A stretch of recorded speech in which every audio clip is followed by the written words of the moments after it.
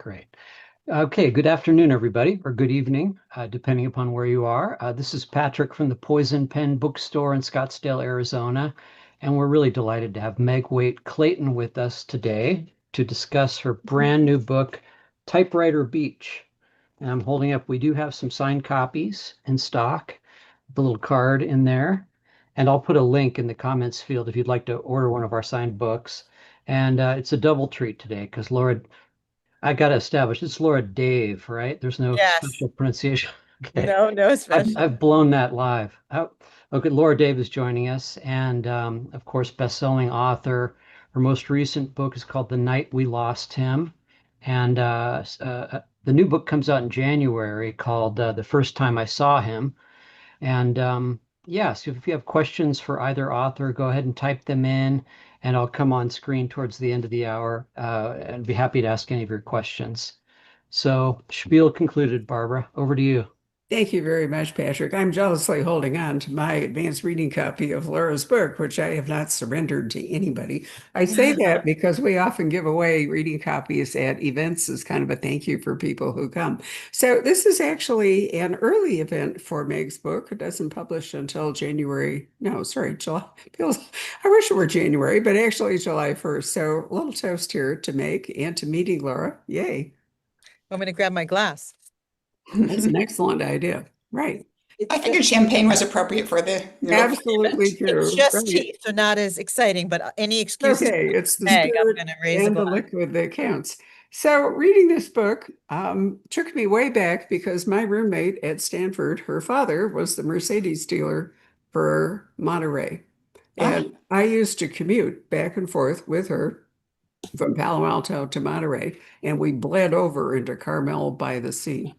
Also, I come from a family of golfers, and while golf is not up to Pebble Beach, I have walked Pebble Beach, which is such a gorgeous place. And so it's really fun and kind of a homecoming to read a book that is set largely in Carmel-by-the-Sea. And actually, at a time, I'm embarrassed to say, when I was still, well, how old was I? I was 17 in 1957. So, thank you very much for taking me back to a time like that. My pleasure. Right. So Laura, who has read the book and is Yes. a good friend of Meg, is going to be giving her questions, possibly difficult, possibly booby-trapped, or possibly maybe just adulatory. I don't really know. So I'm going to sit back and listen, which is a treat for me. So Laura, over to you. Thank you. Wonderful. Thank you for thank you, Barbara, for having me to get an excuse to ask a friend and as a friend and a fan of a longtime friend and fan of Meg to get to ask her some questions about this new book, which every Meg book is an absolute treat. And this one I just gobbled up over this last week. So you guys are really in for it. So I'm going to jump in and start asking some questions. Meg, if there's anything that you want to spend more time on, because these questions could go on for a long time, just please let me know. But I wanted to start by letting you talk a little bit about Typewriter Beach as a dual timeline story. Can you tell us a little bit about each of the timelines we get to spend time with in this book? Oh, sure. It's I've done some dual timeline stories and I've done some straight historical stories. I meant for this one to be a straight historical, but as you know, Laura, kind of sometimes they take paths of their own. So it is, the dual timelines it has one foot in the 1950s, the movie world of Grace Kelly and Audrey Hepburn and my fictional Isabella Giori, but also kind of McCarthy and the Hollywood blacklist and that kind of dirty underside of Hollywood during the time. And then the other foot is in 2018, which is, the late 2017 was the beginning of Harvey Weinstein and the Me Too movement. And so it kind of goes back and forth between those two moments. That's what it is. The 1957 story is a blacklisted screenwriter whose name is Léon Chazan, and a young starlet whose studio means for her to be the new Grace Kelly if she can toe the line. And then the 2018 story is Isabella. Leo has just died, and Leo's granddaughter, whose name is Gemma, goes up to clean out his Carmel cottage where he's lived low these many years, and meets Isabella, meets the handsome, dashing young guy who lives in the mansion across the street, whose name is Sam, and finds in Leo's in a hidden safe in Leo's cottage that she didn't know about, that contained, among other things, a manuscript that raises a lot of questions about who Leo is and whether Gemma can live up to his name.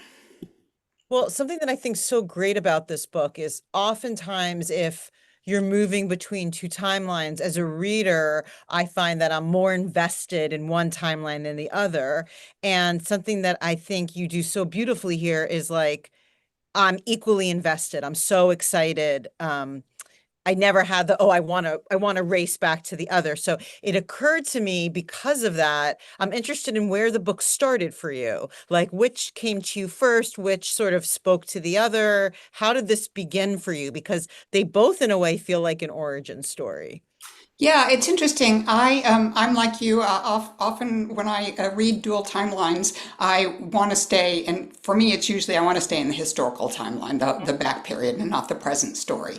And so this did start for me with kind of like a long time fascination with the blacklist and with old Hollywood. I will tell you, when I started writing this, my dad had passed away, and my mom was dying, and my mom and I had a very a mother-daughter relationship, let's just say. And the place where we met really and where we connected was old films, and especially Hitchcock films, and in particular, Grace Kelly's Rear Window. So I think I had that wanting to be in, as we really had a lovely time at the end of my mom's life, and I wanted to be in that happy space with us. And so I was kind of approached it from that standpoint. When I actually started writing, I actually had been struggling. My dad had just passed away. I'd been struggling with a novel that my editor wanted me to write.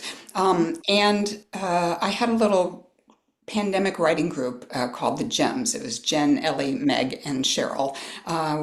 We met every Friday just to write virtually together for an hour. And I told the Gems that morning that I was sick of this novel that wasn't behaving, and I was going to try something else, and I thought I'd try this Blacklist novel. But what came out when I sat down was a lot of grief about losing my dad, and it came in the form of this character named Gemma who's cleaning out Leo's cottage. Leo kind of appears drinking my dad's scotch and with my dad's big heart. I hate scotch. And it was 9 a.m, but it was a virtual drink, so what the hell? I went ahead and drank it down and went with that. I think sometimes, stories come to you in different ways. I thought that might just be the way into the story and it would disappear. But then I started looking at the parallels between Hollywood then and Hollywood now. I have done a lot of opinion writing about women in Hollywood, the way women's voices are underrepresented behind the scenes.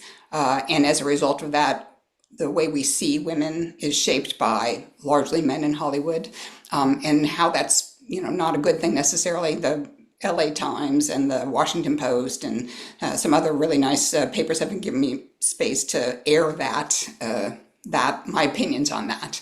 And so I thought the connection between the two just started, it started interweaving itself. And so that's where the present story kind of developed instead of being just set aside. And I, like you, ended up liking them both. And I have a sort of, maybe it's more of a writerly question, but I know that your writing process, I know a lot about your word count and and I'll get into that later and how you approach that. But in this specific instance, once you sort of settled into the story and found your way in, did you write the two timelines, like, one chapter then the next chapter? Did you write one then the other? How did you approach that? I wrote the story as it came to me. You know, one of the things I do is I start writing. I try to get a few chapters of a book under my belt, and then I do what I call my card outline, which is I just take a stack of 3x5 note cards, and I just write down ideas for what might happen in the story. And I literally I write down ideas. I write a card, I throw it on the floor. I write a card, I throw it on the floor. Because what it does is it allows me to turn off that editor. At some point in time, even the most brilliant idea in the world seems like a stupid idea to the author. And so I try to get that off my, get the ideas down before I have time to think they're stupid. And then I just take them and I put them on a magnetic board I have in my office and try to figure out, the guts of the story. I would say that the story came to me as both timelines at the same time. And so then it was a question of how you tell that story and how you lay it out. And there were times when I would take the whole historical story and just look at it, or take the whole present story and just look at it to make sure they hung together. But they're so interwoven that it's hard to say that I wrote one or another. I just wrote them both at the same time. Yeah. Well, the details, and you're always so wonderful with historical fiction. I mean, that's really, I resist like the idea of like saying like, oh, like, you're a wonderful writer, period. And also your ability to take us readers back into a specific period and let us live and breathe there is really remarkable. And in this instance, I found that actress so fascinating. The system, the studio system, which I know a little bit about, but I don't know a whole lot about. And I'm interested how you learned about it, if fixers were really a thing. The amount of control, I saw some of this, I've learned about a little bit of this, and I've seen some of this depicted in film, but I've never seen it depicted in a novel this way. So I'm interested in how you learned about it and how much of it was real and how much of it was the liberties you took as you threw cards on the ground. So I feel like when I'm writing a historical novel, I should stick to the history as much as possible. So to the extent that I use, real names of real people, that's going to be pretty close to who they really were. I sure hope that's my goal. The fixers were a real thing. Eddie Mannix, who is a character in the book, was a real fixer for MGM. And he would go get Julie Garland, rescue her from her benders. And he arranged for actresses to have abortions when they were not legal, and he he'd just cleaned up after the stars. He would, gay men at the time would be found at what they called, limp-wristed pajama parties, and he would get them out of there and, pay off people to not talk about them. So it wasn't much talked of at the time. But I learned about it from interviews and biographies and documentaries. Grace Kelly, Tab Hunter, Cary Grant, who famously said even he wanted to be Cary Grant. He was really a fiction. Elizabeth Taylor, who had, as you say, there was so much. The studios had so much control over an actress's life, and actors, obviously. They could require you to have plastic surgery. Elizabeth Taylor, after she was a star, because she was a star when she was very young, ended up having to have plastic surgery because her nose was growing too broadly, and they didn't want her to have a broad nose. They wanted her to have a perfect little nose. So, Marilyn Monroe had her jaw and her chin reshaped. And so that all is very real. That is, I'm trying to deliver what Hollywood was really like back then, what it's like now, which is a little different, but not so different. So that's all real. Yeah. And so you mix fictional characters with these real characters. Was that fun for you? How do you just, it's a two-part question. One, is that fun for you? And two, is it like sort of an organic decision process of who's going to be real and who you're going to fictionalize, and how do you come to that? Yeah. Sometimes I have a whole book that is sort of based on a real character. So, like The Last Train to London, that's Truus Weissmuller was a real Dutch heroine who really rescued 10,000 children before World War, right in the days before World War II began. Sometimes I take a real character and fictionalize and use them as an inspiration. So, like the Postmistress of Paris is a real American heiress whose name is Mary Jane Gold. But because I strayed from her story, especially her love story, I didn't want to use her real name. So I fictionalized her and I called her Nene. For Typewriter Beach, the main characters are all fictional characters drawn from broad experiences of real Hollywood people at the time, broad experiences of people who were blacklisted, broad experiences of actresses at the time. But there are some real characters in there. Eddie Mannix was a real character. He was interesting to write because, he's a fixer, and that's all that, darkness that goes with it. Alfred Hitchcock is a real character. You really captured that. I mean, it was so enjoyable. Thank you. Thank you. So Alfred Hitchcock is obviously a real character. Yes. He was very, very fun to write, but also very challenging because he is such a character and I just, I've watched all his movies. I've listened to interviews with him. I've read biographies of him, but then I set it all aside and I try to write. And I would be writing, and I would think, oh wait, on Hitchcock, I would think, oh wait, this can't be real. And then I'd go back to my notes and my sources. I'd like, oh, that is real, Wow. So the biggest, so he was very, very fun to write. I think he's just a really interesting character, a world-class character, and so that was fun. And then, smaller characters, some of the movie stars of the time. If I say anything about any of the smaller characters, it's true. Hitchcock is what I say about him is true, so like there's a scene that happens in Hitchcock's home, and that is his home at the time in Scotts Valley as it was.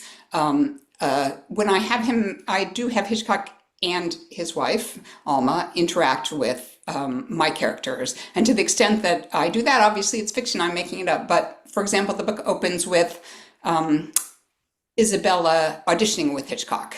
And let's just say there are steaks, like that you eat involved. And that comes out of the fact that Hitchcock would sit down to have a steak for lunch, but he wouldn't have a steak. He would have several steaks. Wow. So sometimes the real things that they do inspire a fictional scene that is tied to the things that they really did. Well, in a fun way that we're connected, in my new book, which is coming out next year, there's a scene in which the characters live in a house that looks at Alfred Hitchcock's house in Scotts Valley. Oh, how fun! Yeah, Scotts Valley. Yeah, in Scotts Valley. Yes, absolutely, in Scotts Valley. It's only a teeny scene, but it says out. The name of the title of the chapter. Spoiler is Alfred Hitchcock lives in these hills. So when I open your book and I see this, I mean, it was just like an extra level of joy. So here's a question for you: have you seen that view? I'm only online. Only I didn't go up there. Yeah, you can't get to Hitchcock's house. I tried to go up there, and it's owned by somebody else now, and obviously everybody wants to see Hitchcock's house, and so way up the road before you could ever get to the house, there's a no trespassing. We will shoot you kind of something. So turn around now, exactly. Exactly. Well, that whole area, I love Carmel by the sea, and I know it's a very, very special place to you. And you capture it so well. That's not a surprise. And I was interested if you could walk us through a little bit what was real there, what's the real Carmel by the Sea, and what is Meg's Carmel by the Sea, and how those two things merged. Yeah, well, I think it's a real, it's a real Carmel. I think, it was great fun when I wrote The Wednesday Sisters, which is my one novel that has a little nod to Laura Dave because there's a character there. Well, there's a little reference there to somebody who listens to the same song on endless repeat when they're writing. Yeah. Oh, I love it. When I wrote Wednesday Sisters, I was getting to know Palo Alto. We had just moved there, and the same thing here. We had just moved here when I was when I began writing this novel. And so it's a great, fun way to come to know the town you're living in, to write about it. Carmel is, for anybody who doesn't know it, my editor says, we talked about keeping Carmel in the title, and she said, nobody knows what a Carmel is. I'm like, Oh my okay. God, that's so funny. I do. And also I love that area. And I feel like it especially here because it's so nuanced the way it plays into the book. And I'm not gonna, say anything beyond that, but it feels very specifically of that area. Do you know what I mean? Yeah, yeah. Yes. Well, so for people who don't know, Carmel is this like tiny little town. It's kind of known all over the world, despite what my editor thinks Yeah. for its little storybook cottages and amazing coastline. We have literally 3,000 residents and two Michelin-starred restaurants. We have this fog, which, with a capital F, which adds to this great mystery to the place. It's a beach, but it's not spring break in Fort Lauderdale by any stretch of the imagination. And we have all these famous people who live here. Clint Eastwood lives here, Doris Day lived here, Betty White lived here, the writer Beverly Cleary, for all of you who love children's books. And now Brad Pitt's just, The cast of Big Little Lies, not so far away. yeah, there you go. It's Brad Pitt. But it began as this little artist colony Yeah.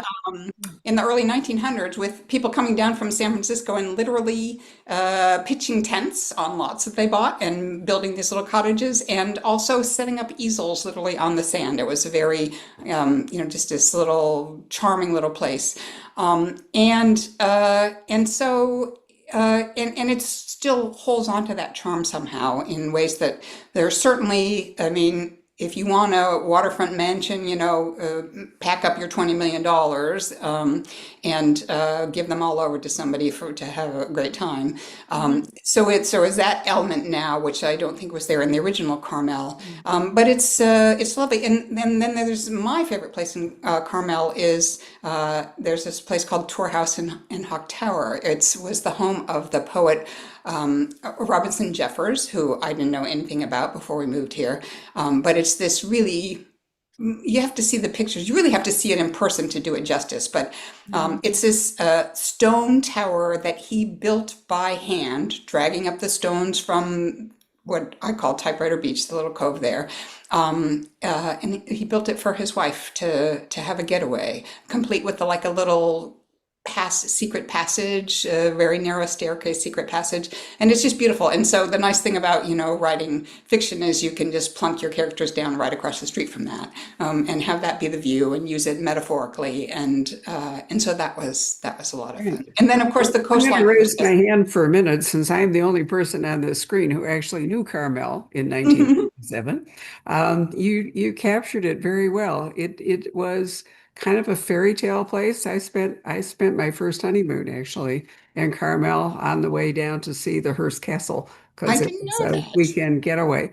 And it always had that, very small. It's hard to see it now in lots of ways because so much of that, like other places like Barcelona or what, so many places have changed due to mass tourism and development and so forth. Scottsdale's turning into Beverly Hills around me. When I came here originally, there were two paved roads and you had to ride a Wow. buckboard to get from I know. I grew up in Winnetka and I will tell you, because this is a fun fact, that Rock Hudson was my grandmother's mailman under the name Roy Fitzgerald. And Ann Margaret and I went to high school together and we sang together. And she was so poor that she had to borrow my clothes in order to Whoa. do the concerts. And so it was really weird to see her like a couple of years later vaulting from New Trier to Hollywood. And, there's an online video of her screen test. that, and that's just how she was in high school. It's so strange to see it now. But I thought you did a brilliant job capturing Definitely. 1957, not just the place, but how things were and how terrifying the blacklist was. I mean, many of us are terrified today by what's going on, but Yes. it was pretty awful then. Yeah, yeah. It's interesting. Barbara, one of the ways that it was easy to learn about Carmel back then, specifically, is there's this newspaper here. I think every small town used to have a small town newspaper, but a lot of them don't anymore. But we still have the Carmel pine cone, and one of the beautiful things about it is that our library has a historian, and the historian's name is Katie O'Connell, and Katie got all of the old back issues of the pine cone going back to the early 1900s, archived online. So it was the pandemic. I couldn't go out, and I couldn't even invite people to have a cup of coffee with me because nobody was having a coffee together. But I could go online to the Carmel pine cone and see what was, what the stores were advertising and what was playing at the local theater. And so like if I wanted to set something on July 1st, 1957, I knew exactly what was going on in Carmel on July 1st, 1957. So that was very fun. And then also the archives have pictures and all that kind of thing. So it's as small towns go, I don't think there's well, Palo Alto was this way too. It had just great archives of the history that make it fun to write about and much easier. You feel like you have real source material, so you have some sense of what you're saying. So, but I wish I'd seen it, back then. To switch gears just a bit, because we're spending a bunch of time talking about how beautifully, and that's so interesting, Barbara, that, that's not surprising to me, but it's just an interesting viewpoint from someone who actually saw it. How do you go about, in terms of the fictional work that you are superimposing on all of this, how do you go about shaping your fictional characters? Well, that's an interesting question. I would say that for one thing I'll admit is that there was a little piece of me in every one of my characters. Even Eichmann from The Last Train to London. There's a little piece of me in there. I think I can't. When I'm drawing a character, I have to imagine that I'm that character. Even somebody like Eichmann, I have to imagine how I would have gotten to be Eichmann. So that there's that. That having been said, many of my characters have their roots in real people that I know and love.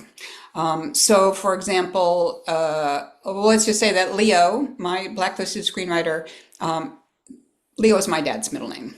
And my dad was a tech executive. He was nothing close to a blacklisted screenwriter, but he certainly had struggles.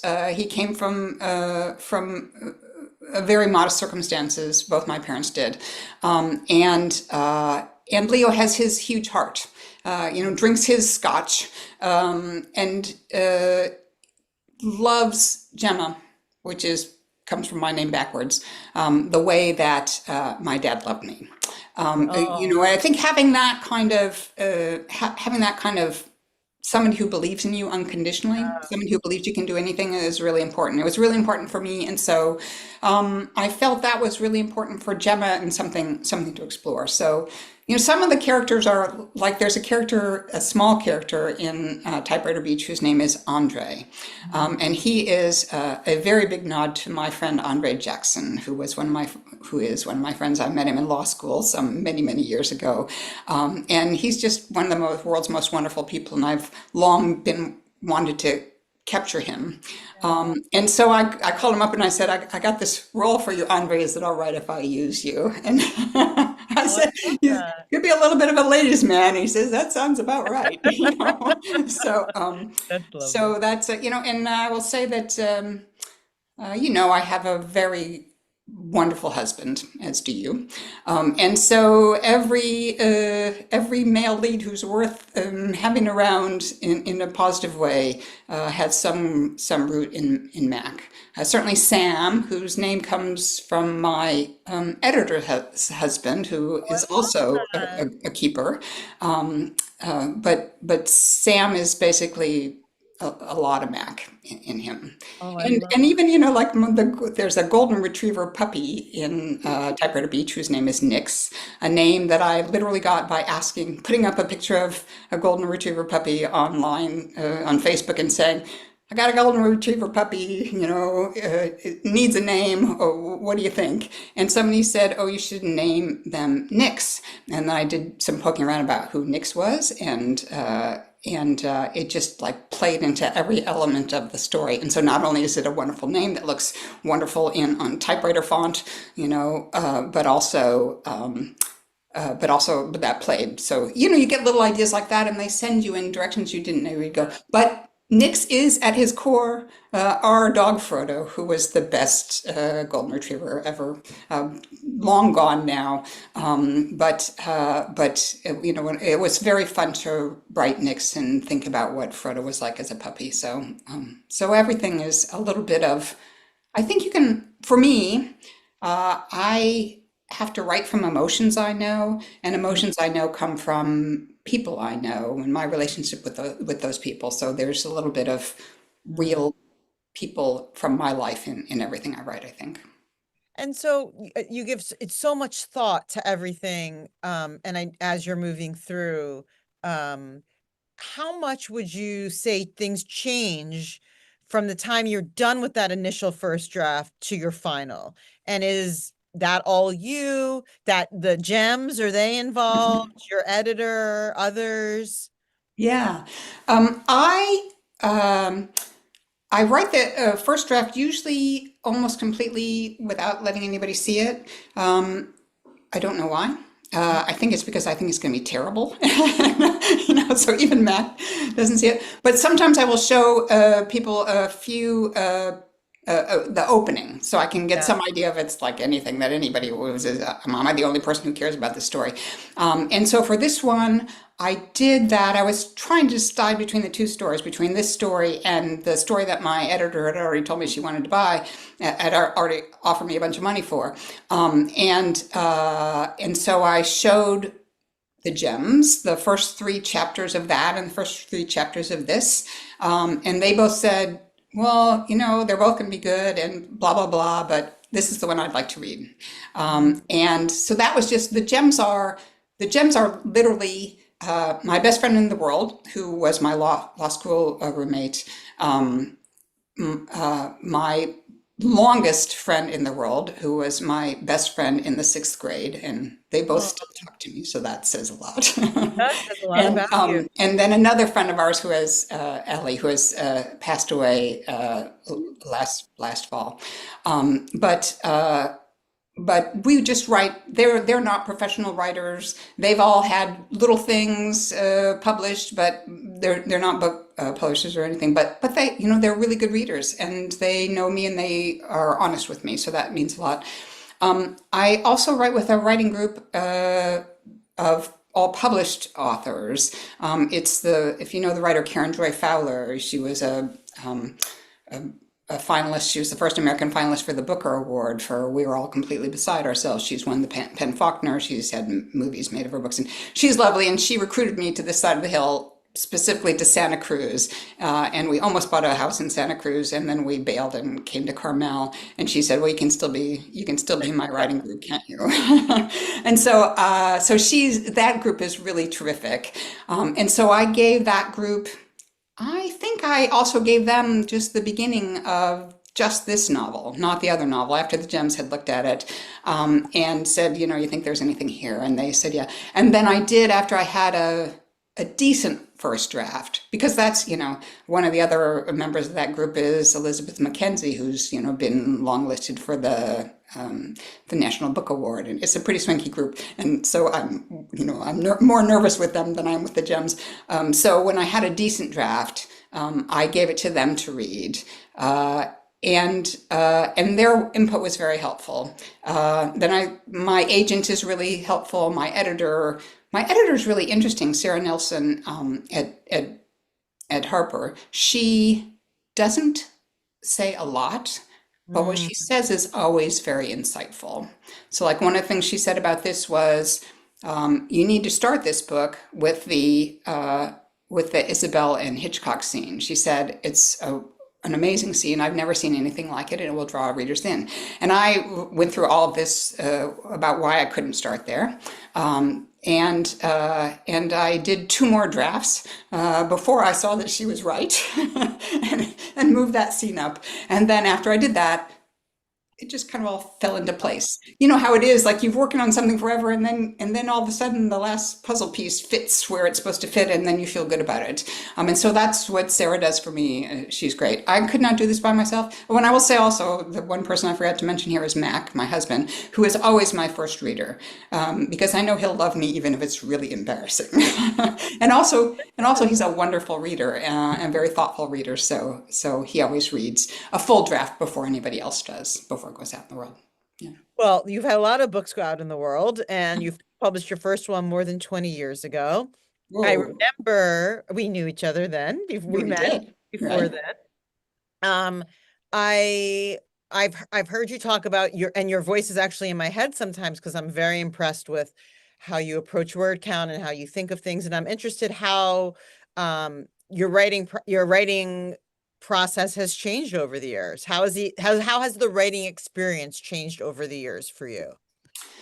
I would say that the process has not really changed. You know, I started writing when I had a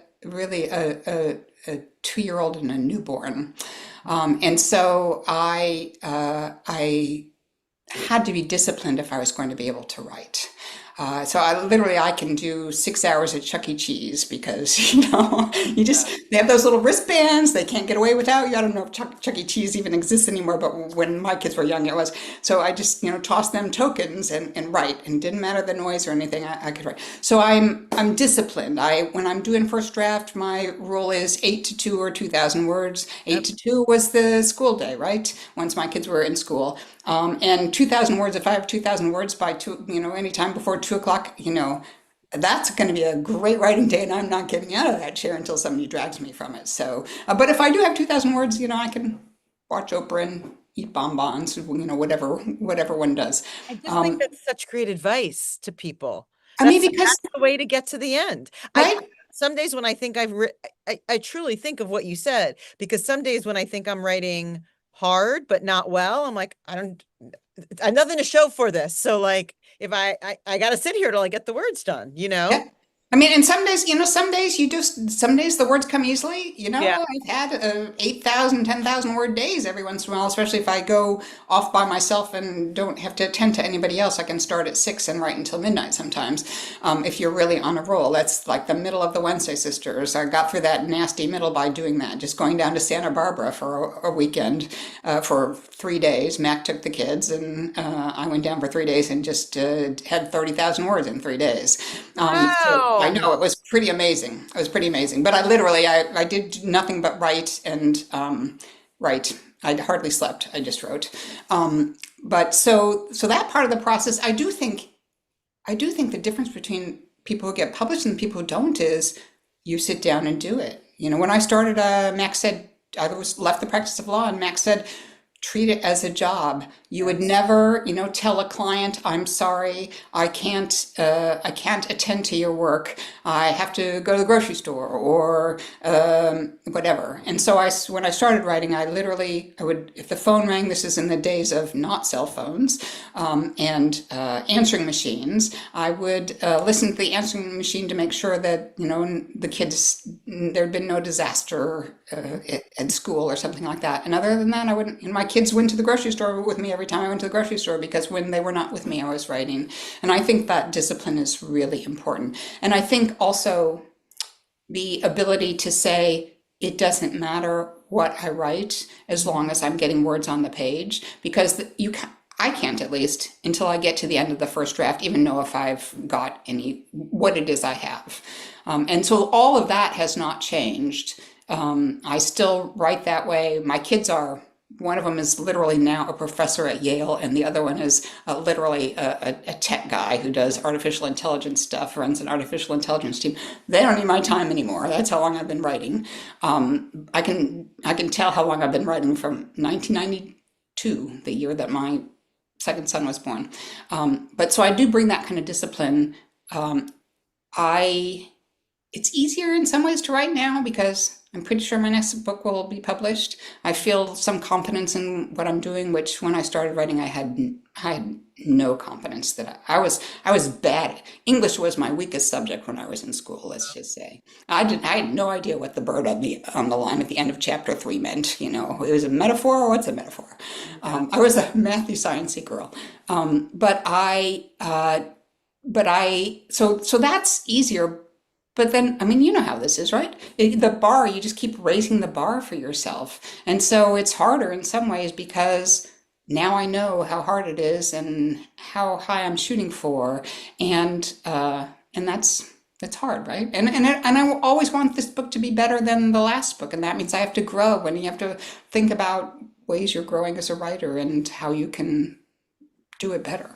Well, you're in good company. Stephen King on writing basically says, which I love and I always reread, basically says you sit down in that chair and you do the work, and that's the only way you get where you're going. And That is the only way, exactly. A word after word after word is power, I think, is a Margaret Atwood quote, right? Right. Exactly. Well, I'm at the mark that you guys mentioned to us.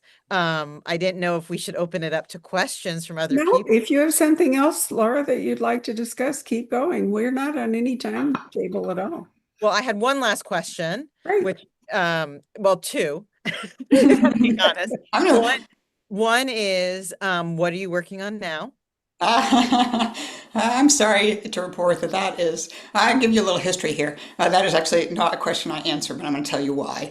Okay. Which is that my second novel, which many people think is my first, The Wednesday Sisters, you know, because you've known me since before The Wednesday Sisters, that it was my second.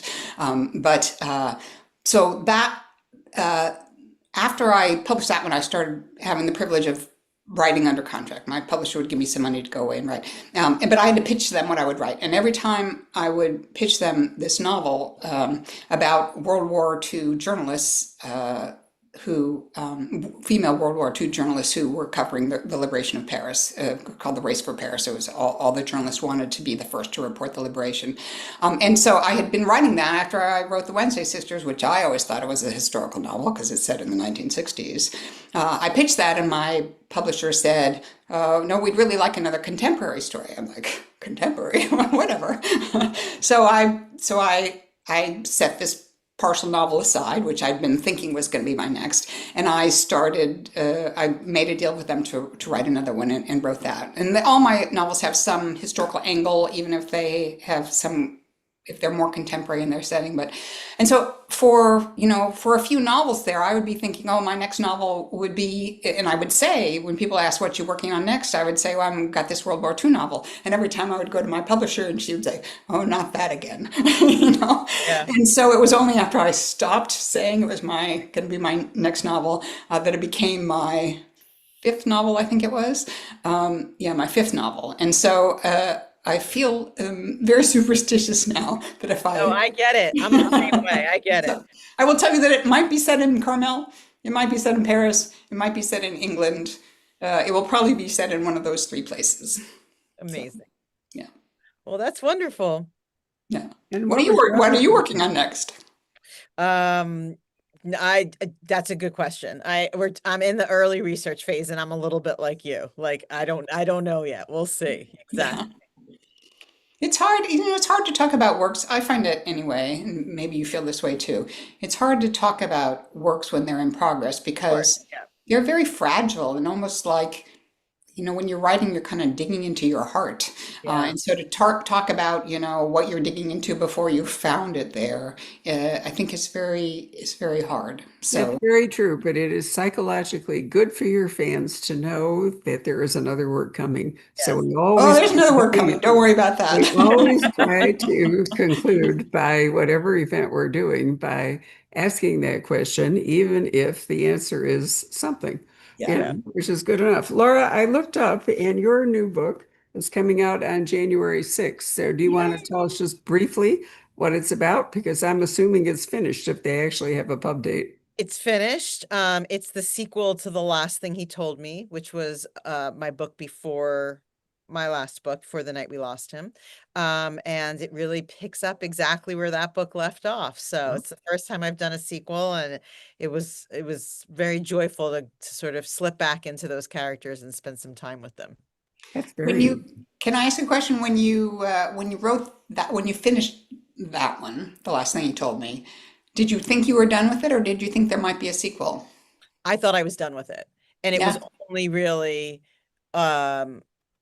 so many readers kept asking what happens next, and I realized I had a whole answer, and I kind of very quietly spent time with that answer, and wrote 100 pages before I even, showed my editor or said I was going to do it or anything, to make sure, like, I really wanted to be back in with them, and I loved it. So now I'm done. Now that Last fall, when I was in Connecticut and Laura was on tour for The Night We Lost Him, she did an event with her editor. And it was just really so fascinating to watch and to hear that perspective. That I got an invitation to do an event in Nashville this fall, and my agent happens to live in Nashville. It's Margaret Riley King from William Morris, but she's wonderful, I've heard. Oh, she's amazing. She's amazing. But so so I accepted the invitation. I said, Margaret, what would you think about doing it together as a conversation, inspired by your conversation? Yeah. And she said, oh, that would be so much fun. So we're going to do it Oh, I together. love that. That's wonderful. Yeah. we often invite editors to come and host our events. I think it's a wonderful experience for the reader to get a little bit more behind the scene. The question that most readers ask at events, I mean, I've done thousands of them by now, so I can say that with some assurance, is about writing process and how did you get published? And it's always great if the other professional is there, Yeah. to discuss it. Thriller Fest was full of fascinating stories. Many of them emphasized luck, that it was luck, that you have to be prepared. You have to have, a product, the whole bit. But it's astonishing the role that luck plays despite all the work and all the preparation. But it's nice to listen to both of you with the assurance that whatever you write, you will get to publish it, because that's not true for so many authors, Yeah, I think we're It's both really pretty, very you know, inspiring to hear this. So, Patrick, pop up and see if we have any questions. I love this. It makes me feel say, like well, Patrick's an popping up. I'll say that, impresario. Laura and I have known each other since before either of us were sure that we'd ever That's have a right. next novel. And so it's really nice Absolutely. to be where we are. I think we both feel pretty privileged. Yes. And it's so weird. That kind of feels like a long time ago and also yesterday. Exactly, right? It's like, I remember having a conversation on the bus with I you. do too. I remember that conversation on the bus too. I do Yes. too.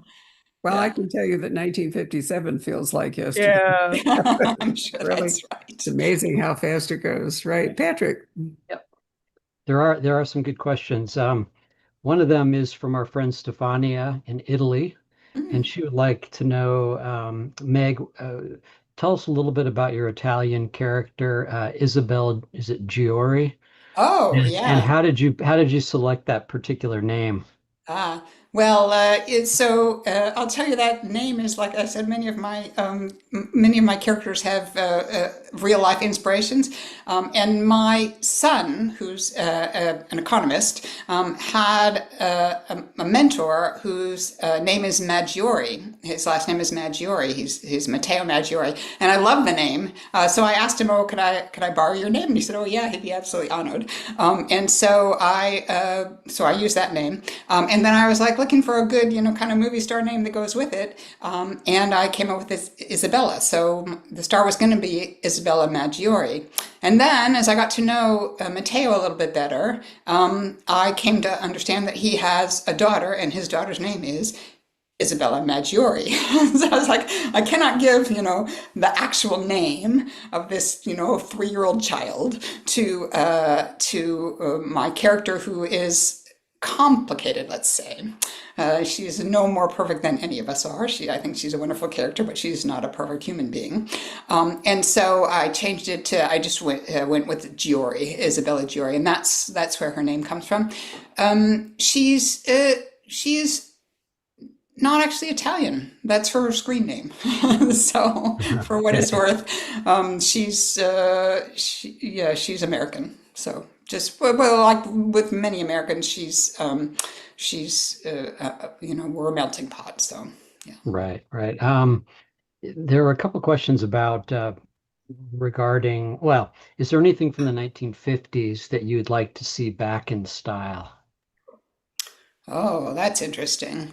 Well, so I will say it's interesting about the 1950s films that there were some strong women characters who played some pretty strong forward-thinking roles for the time. I mean, there were professional women in the movies when there really weren't professional women in any place else in life. And so that forward-thinking having film look at futures for women that are not in existence now, I would really like to see that, more of that. I think we are seeing more of it, especially in the last decade, as more women are coming into roles behind the scenes, directors and writers. But I think that we our idea of what we should be is so shaped by what we see on the screen, big screen and little screen.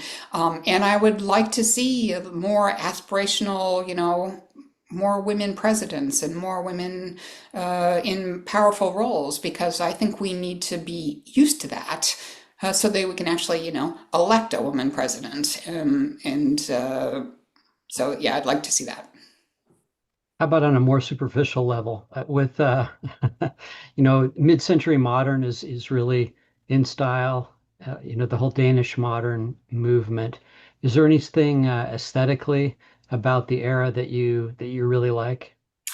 Oh, that's interesting. I actually, I don't know if it would ever come back or not, but I actually like black and white, aesthetically, black and white film. I think one of the things it does is focuses on a person's face and expression in ways that a lot of color around you does not. So, like, I love black and white photography, for example, and I love black and white film, and so I'd love to see more of that. I certainly would love to see. I mean, I think that kind of Hitchcock film, very, especially the kind of more complicated ones like Rear Window. I would like to see that. I think he was a master of the form, very complicated human being, but a master of the form. And I would love to see another Hitchcock film. Honestly, I would like to see Hitchcock's films well done.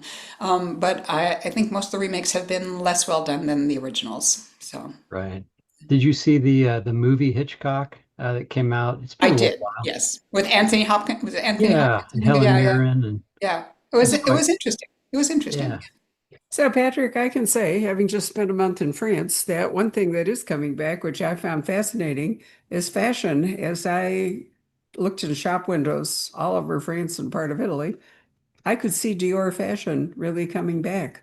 The skirts, the nipped in waist and so forth, the flowy pants, remember that? Not palazzo pants, but the other kind. So Yeah. sort of like watching Grace Kelly, you Yeah, know, honestly, if I could have one dress that I coming would look back. good in. I am, alas, not built for the French figure, so I was not tempted to go. Shoes I could do, but not the clothes. But I really did think that there was a very 1950s, look to Yeah. so much of the, all the beautiful shop windows and everything. But the other thing that seems to be coming back in is like house dresses, like this kind of very conventional button-down house dress that I have to say, I had to wear, I'm old enough to have had to wear skirts to school, even, and walking in the Chicago wind when I was a kid. We used to walk backwards into the wind because it was too Oh, cold to get sweetie, our if you'd skirts. gone to Stanford, we used to wear slips underneath our raincoats to go to class because under Mrs. Stanford's will, until it was broken, women were not allowed to wear skirts on slacks on campus. Okay, that's right. Had to Yeah, wear skirts. yeah, yes. Yeah, it was awful.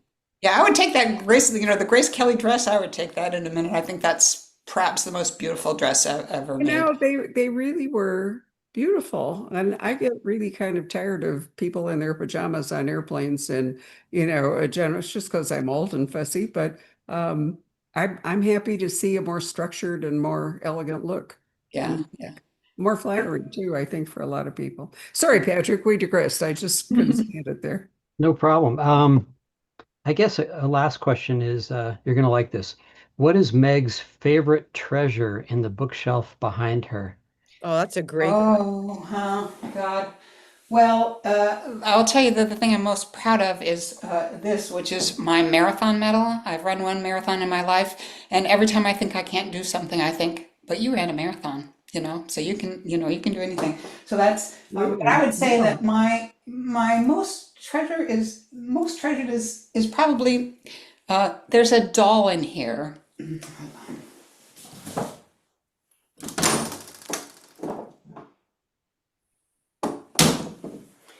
That I have an uncle who was a priest in the Navy, and he traveled the world, and he would, when he came to visit us, he would always, which he always did, he would stay in my room, and he would always, because I had my own room and my brothers had to share rooms, there were five of us, and he would always bring me something from somewhere. And so if you could see the rest of my office, you would see dolls from Japan and Korea and all sorts of places that he went to in the 60s when people didn't. But this was, he gave it to me, and he said it reminded him of me studying French when I was a young girl, and it makes me think of him and makes me think of being a part of a whole big extended family, and how important that is. I will tell you that my favorite thing in the office right now, which you cannot see, is my mom's typewriter. My mom was a very fine typist. She told me at the end of her life that one of the things that she hated most about her life was that when she was pregnant with my older brother, she had to quit her job. She was a typist at the Pentagon, and she worked on top, classified things. And when she was 18, she did that. But so we found it in her closet and in her attic after she passed away, and it was a wreck. But my husband found a place in Berkeley that would restore it, and now it looks beautiful, and it makes me think of my mom all the time. So that's my favorite thing in the office right now. Yeah, I think it's for me writing. I collect things around me that mean a lot in silly ways. I have a little thing on my hold on. I have a little thing that my best friend gave me that says, "You'll always be my best friend. You know too much." And I keep all the love around me and all the support around me, and it makes it easier to sit down and write every day, and it also makes me feel good. So, yeah. What a great note to end on. Thank you very much, Meg. Laura, what a great pleasure it's been. I saw that your pub date is January 6th, so I'm excited. Oh, wonderful. We'll have to do this again, and this time I can be the questioner and Laura can answer. Shape up this time, right? I know. How have we managed to miss it? But it's really been a great pleasure to spend a little time with you. And as I said, I've kept my arc all this time. So, Laura, you are such a peach. Thank you so much. I know you have a lot going on, and I really appreciate it. I hope you guys didn't hear my young one in the background too much. But Meg, I love an opportunity to celebrate you, and congratulations. I'll be thinking of you on Tuesday. Thank you so much. So farewell, final toast, and thanks everybody for joining us. Don't forget that we do have autographed copies, and it's our July notable new fiction book pick for our subscription club. So Oh, thank you. we don't have loads of copies left because they're reserved for that group.